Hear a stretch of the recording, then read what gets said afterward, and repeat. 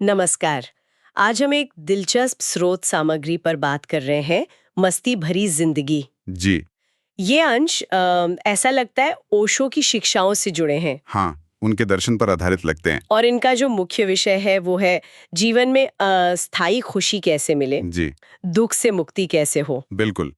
ये स्रोत हमें बाहर खोजने की बजाय अपने अंदर झांकने को कहते हैं, है ना? सही कहा। कहानियां हैं, कुछ गहरे विचार हैं इसमें। तो चलिए इसी पर थोड़ी गहरी चर्चा करते हैं, देखते हैं ये हमें क्या सिखा सकते हैं। जरूर। तो पहली बात जो सामने आती है, हम अक्सर खुशी मंदिरों में या तीर्थों में या कह लीजिए बाहरी चीजों में ढूंढते हैं। हाँ, ये आम बात है। पर स्रोत कहता है कि ये शायद सही दिशा नहीं है। बिल्कुल। स्रोत तो इसे एक तरह का भ्रम बताता है। भ्रम? हाँ, जैसे वो कस्तूरी कुंडल बसे वाला उदाहरण है इसमें, बहुत सुंदर है। अच्छा, वो हिरन वाला। हाँ, कि हिरण की अपनी नाभि में कस्तूरी है, पर वो उसकी खुशबू को पूरे जंगल में ढूंढता फिरता है। वैसे ही हम इंसान, आनंद अपने भीतर है, पर हम उसे बाहर खोज रहे हैं, मंदिरों में, लोगों में, चीजों में।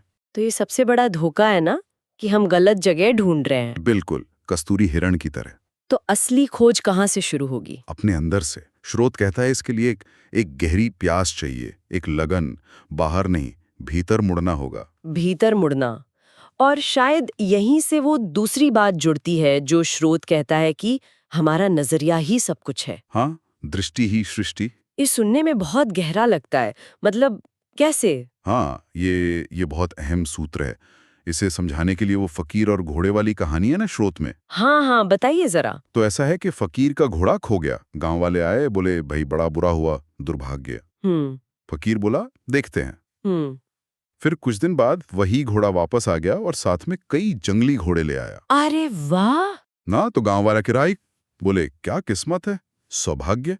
फकीर फिर बोला देखते हैं। अच्छा, आगे क्या हुआ?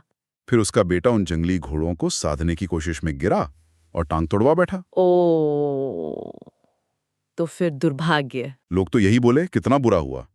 फकीर ने फिर वही कहा देखते हैं। और फिर? कुछ दिन बाद राजा के सैनिक आए। वो जबरदस्ती नौजवानों को फौज में भर्ती करने आए थे। बेटे की टांग टूटी थी तो वो बच गया। बच गया। हाँ, तो लोग फिर बोले कितना अच्छा हुआ, ये तो सौभाग्य निकला। कमाल है। मतलब घटना एक ही है, पर देखने का ढंग उसे अच्छा या बुरा बना रहा है। बिल्कुल, घटनाएं तो बस होती हैं, वो ना अच्छी हैं ना बुरी, तटस्थ। हम्म। हमारा नजरिया, हमारी सोच, हमारी व्याख्या, वो उसे सुख या दुख का रंग देती है। तो स्रोत इसे सम्यक दृष्टि कहता है, सही नजरिया। हाँ, सम्यक दृष्टि। अगर ये दृष्टि सध जाए, मतलब चीजों को बिना अपने रंग चढ़ाए देखना आ जाए, तो फिर? तो हम जीवन के उतार चढ़ाव से, सुख दुख के इन झूलों से ऊपर उठ सकते हैं, परेशान नहीं होंगे। ये नजरिया साधना तो ठीक है, पर इसे रोजमर्रा की जिंदगी में कैसे लाएं? यहीं पर शायद वो सम्मस्ति की बात आती है। हाँ, समस्ती, यानी सही जागरूकता, माइंडफुलनेस, जिसे आजकल कहते हैं। इसका मतलब क्या है आसान शब्दों में?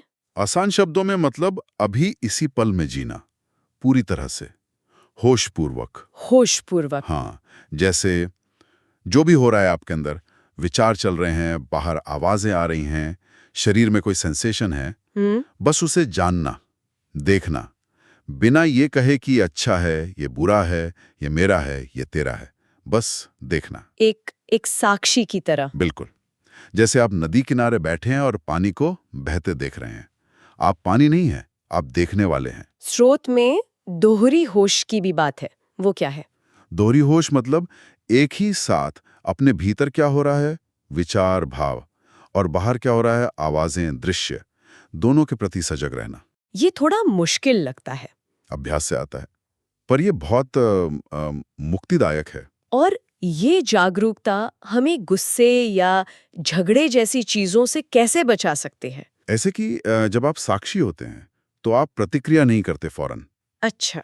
आप देखते हैं, हाँ गुस्सा उठ रहा है, आप उस गुस्से के साथ बह नहीं जाते, आप गुस्सा बन नहीं जाते।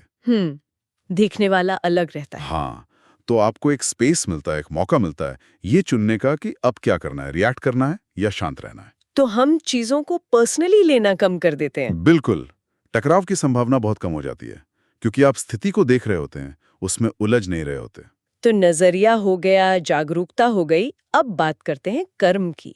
स्रोत सम्यक कर्म यानी सही कर्म की भी बात करता है। हाँ, कर्म कैसे किया जाए इस पर भी एक अलग नजरिया है क्या? कि कर्म को बोझ समझकर मत करो, मजबूरी में, ड्यूटी की तरह नहीं। तो फिर कैसे? उसे सृजन की तरह करो या खेल की तरह, आनंद से। इसका कोई उदाहरण है स्रोत में? हाँ, वो पत्थर तोड़ने वाले मजदूरों वाला बहुत अच्छा उदाहरण है। बताइए। 3 मजदूर हैं, एक ही काम कर रहे हैं, पत्थर तोड़ रहे हैं। पहले वाले से पूछा क्या कर रहे हो? वो दुखी होके बोला पत्थर तोड़ रहा हूँ, किस्मत खराब है। दूसरे से पूछा, वो बोला रोजी रोटी कमानी है, पेट पालना है, इसलिए कर रहा हूँ। सामान्य भाव था। और तीसरा गाते हुए मस्ती में पत्थर तोड़ रहा था। उससे पूछा तो बोला मैं तो ईश्वर का मंदिर बना रहा हूँ।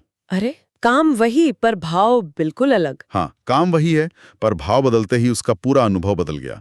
पहले 2 के लिए बोझ था, तीसरे के लिए उत्सव बन गया। ये कमाल की बात है। और इसी से जुड़ा वो अकर्ता भाव का जिक्र भी है। हाँ, अकर्ता भाव। ये थोड़ा समझने में मुश्किल है। अगर मैं करने वाला नहीं हूँ तो क्या हम जिम्मेदार नहीं हैं अपने कामों के? नहीं, अकर्ता भाव का मतलब जिम्मेदारी से भागना नहीं है। तो फिर? इसका गहरा मतलब है मैं करने वाला हूँ, इस अहंकार को छोड़ना, कर्तापन का भाव छोड़ना। हाँ, ये समझना कि चीजें हो रही हैं शायद किसी बड़ी योजना के तहत, हम बस निमित्त मात्र हैं, एक माध्यम है। अच्छा। जब ये मैं कर रहा हूं, मैंने किया वाला भाव मिटता है तो कर्म बोझ नहीं लगता, वो सहज हो जाता है। और चिंता तनाव भी कम होता होगा। बिल्कुल, क्योंकि फिर सफलता का क्रेडिट या विफलता का दोष आप अपने सिर पे नहीं लेते।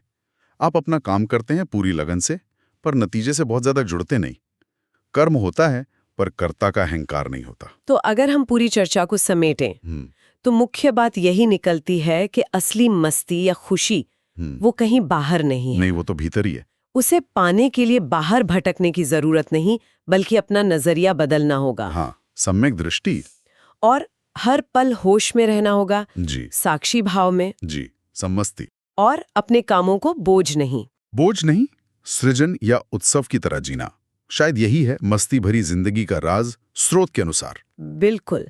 और जाते जाते श्रोताओं के लिए एक सवाल छोड़ जाते हैं। अगर ये बात सच है कि हमारा नजरिया ही हमारी दुनिया तय करता है, तो जिसे हम बुरा वक्त या दुर्भाग्य कहते हैं, हाँ, उसमें कितनी सच्चाई है और कितना सिर्फ हमारे देखने का ढंग। क्या हो अगर हम उन मुश्किल हालात को देखने का अपना नजरिया ही बदल दें? सोचने वाली बात है। नजरिए के बदलने से शायद हालात उतने ना बदलें, पर हालात का हम पर असर जरूर बदल सकता है। बिल्कुल, सोचने के लिए एक अच्छा बिंदु है।